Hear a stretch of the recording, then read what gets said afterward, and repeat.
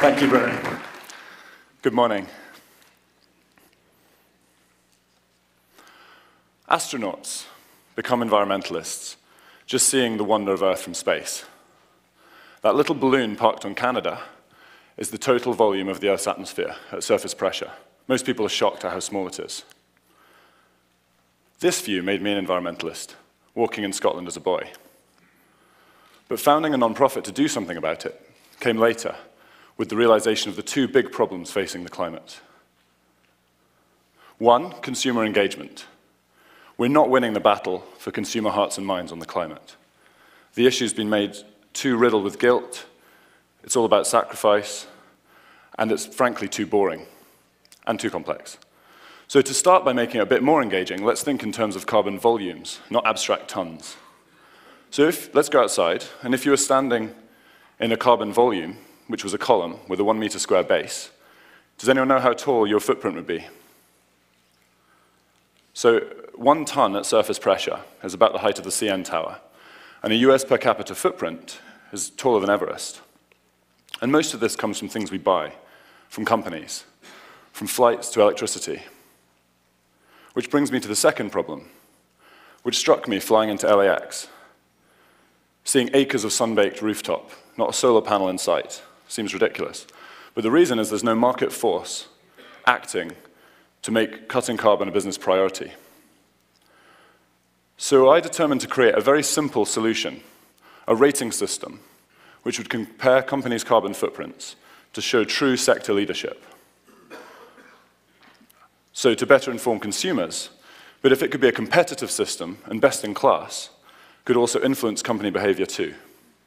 So my idea worth spreading is Michelin stars for the climate, with the reach of fair trade, and showing stars on search for the first time. 5 for sector leaders, 3 stars still being above average, and no stars below that, so a positive system. And all based on hard data, the best available. So here's another use of the stars on maps. And I'd call this system Green Star, but with 3 E's for the 3 actions companies can actually take. Elimination of unnecessary emissions, efficiency of facilities and vehicles, energy from renewable sources. It's greenstar.org. And yes, for the uncharitable among you, because there were no 2E domain names left either. But I still faced one big problem, which was data, or sufficiency. So for 3 years in R&D, we could not do this. But now, thanks to our partners, the Carbon Disclosure Project, an NGO in the UK, the world's seen a turning point, and we can do ratings for the first time.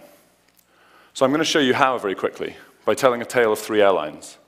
Now, while that's provocative, it's vital to have such big emitters in the system.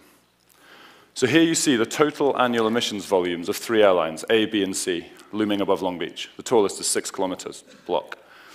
And you can see they're quite different. So to do fair analysis, we need to adjust for size. So we do things like ratios of carbon emissions per revenue, like you see here. And you see that airline A is now the biggest. But that doesn't tell the whole story, because airline A is a low-cost airline that charges less per passenger. So its emissions per revenue will be bigger. So we need other metrics, like this one. Emissions per passenger kilometer, a standard industry metric for size, for activity rather. So we rank each company on each metric to take account of present performance, as you've just seen, past performance as reduction percentages, and future performance as annualized targets. We combine the data in a matrix, as you see there, to give star ratings.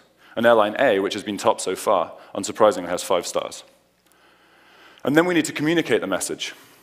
And I'm excited to announce, as Bruno said, thank you, that we're launching at the end of next week as a beta with ecosia.org, one of the largest environmental sites in the world, which donates 80% of revenues to WWF.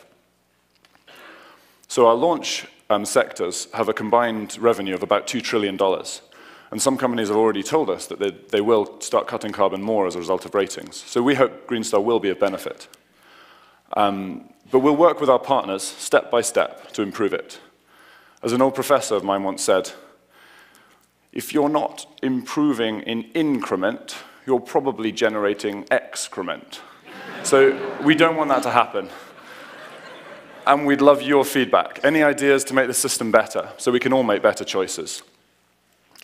Because then we'll be one step further towards protecting that fragile little balloon and the wonder of Earth.